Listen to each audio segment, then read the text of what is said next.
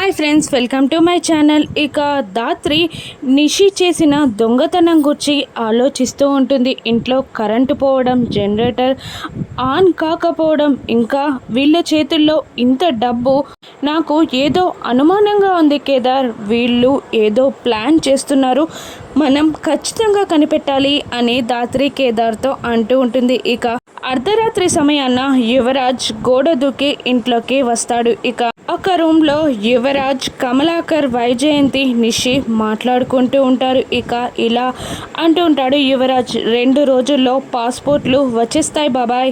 2 రోజుల తర్వాత నేను చెప్పిన ప్లేస్కి ఎవరికి అనుమానం రాకుండా నిషిని మీరు అక్కడికి తీసుకొస్తే మేము అటు నుంచి అటే దుబాయ్ వెళ్ళిపోతాం బాబాయ్ అని కమలాకర్తో అంటూ ఉంటాడు యువరాజ్. అలాగే అని కమలాకర్ అంటూ ఉంటాడు. ఇక వైజయంతి, అబ్బోడా ఎలా ఉన్నావురా అని అడుగుతూ, ఇంకా కావాలంటే డబ్బు అడుగు, ఎంతైనా మీ అమ్మ నీకోసం సర్దుతుంది అని అంటూ ఉంటుంది వైజయంతి యువరాజ్తో. సరే ఇక నేను వెళ్తాను, ఎవరైనా చూస్తే ప్రాబ్లం అవుతుంది అని అనుకుంటూ వైజయంతి ఇచ్చిన ఆ డబ్బుల బ్యాగ్తో కిందికి దిగుతూ ఉంటాడు యువరాజ్. అలా స్టెప్స్ దిగుతూ ఉండగా స్టెప్స్ పక్కనున్న ఆ ఫ్లవర్ పాట్ యువరాజ్ కాల్ తగులుతుంది.